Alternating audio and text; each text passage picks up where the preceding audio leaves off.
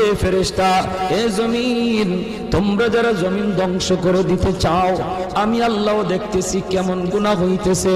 যেই মানুষে আমি আল্লাহ এত আদর করে বানাইলাম, আসমান আল্লাহ বানাইছেন কুন ফায়াকুন বইলা, ফেরেশতা আল্লাহ বানাইছেন কুন ফায়াকুন বইলা, জমিন আল্লাহ বানাইছেন কুন ফায়াকুন বইলা, কিন্তু আমারে আপনারে আল্লাহ পাক কুন ফায়াকুন বইলা বানায় নাই।